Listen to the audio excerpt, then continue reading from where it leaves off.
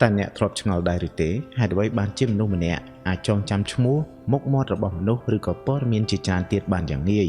ស្របពេលដែលអ្នកដទៃឯទៀតបែរជាភ្លេចនៅអ្វីដែលទើបតែរៀនសូម្បីតែពីការម្សិលមិញហើយការចងចាំល្អគឺជារឿងដែលកើតជាមួយនឹងមនុស្សមួយចំនួនតែប៉ុណ្ណោះឬក៏អាចបង្ហាត់បានឲ្យកាន់តែប្រសើរឡើងនៅក្នុងវីដេអូនេះយើងនឹងស្វែងយល់ថាតើខួរក្បាលរបស់យើងចងចាំព័ត៌មានដោយរបៀបណាហេតុអ្វីមនុស្សខ្លះចងចាំបានល្អជាងអ្នកដទៃហើយតើអាចធ្វើអ្វីដើម្បីបង្កើននូវសមត្ថភាពការចងចាំរបស់ខ្លួនបានហេតុអ្វីមនុស្សខ្លះចងចាំល្អជាងអ្នកដទៃ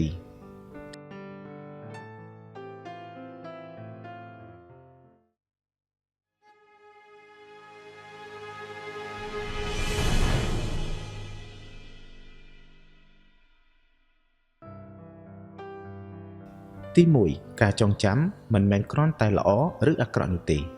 មនុស្សម្នាក់អាចពូកែចងចាំលេខប៉ុន្តែអាចភ្លេចឈ្មោះមនុស្សម្នាក់ទៀតអាចចងចាំរឿងរ៉ាវជាច្រើនឬក៏ទីកន្លែងបានយ៉ាងល្អដូច្នេះការចងចាំគឺដំណើរការផ្សេងៗគ្នា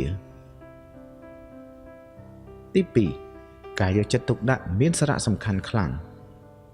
បើយើងមិនបានផ្ដោតអារម្មណ៍ទៅលើព័ត៌មានពីដំបូងខួរក្បាលក៏ពិបាកក្នុងការរក្សាទុកវាផងដែរឧទាហរណ៍បើអ្នកកំពុងមើលទូរស័ព្ទខណៈមាននរណាម្នាក់បានប្រាប់ឈ្មោះរបស់គាត់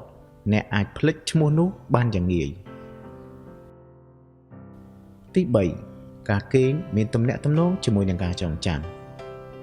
ខួរក្បាលមិនមែនឈប់ដំណើរការទាំងស្រុងនៅពេលយើងគេងនោះទេការគេងជួយដល់ការដំណើរការនៃការពាក់ព័ន្ធនិងការរៀននិងការរក្សាទុកនៅព័ត៌មានជាច្រើនទី4អារម្មណ៍អាចធ្វើឲ្យព័ត៌មានមួយចំនួនជាប់ក្នុងចិត្តហេតុការណ៍ដែលធ្វើឲ្យយើងភ្ញាក់ផ្អើលសប្បាយចិត្តខ្លាចឬក៏រំភើបជាញឹកញាប់អាចក្លាយជាអនុស្សាវរីយ៍ដែលចងចាំបានយូរបំផុតទី5ការរំលឹកឡើងវិញមានប្រសិទ្ធភាពជាងការអានម្ដងហើយម្ដងទៀតជំនួសឲ្យការអានមេរៀនដដែលជាច្រើនដងសាកបិទសៀវភៅហើយព្យាយាមនិយាយសរសេរនៅអ្វីដែលអ្នកទើបតែរៀនចេញពីការចងចាំជាវិធីមួយដែលអាចជួយឲ្យការចងចាំមេរៀនរបស់អ្នកមានប្រសិទ្ធភាពជាងមុនទី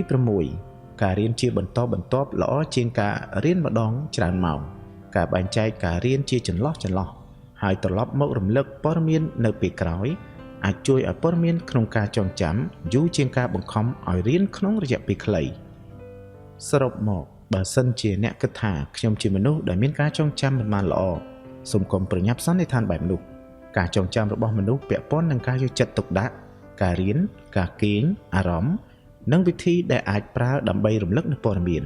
ខួរក្បាលមិនមែនជាកាមេរ៉ាដែលថតអ្វីៗទុកទាំងអស់នោះទេវាជាប្រព័ន្ធដ៏ស្មុគស្មាញមួយដែលជ្រើសរើសរៀបចំនិងកែប្រែព័ត៌មានតាមរបៀបរបស់វា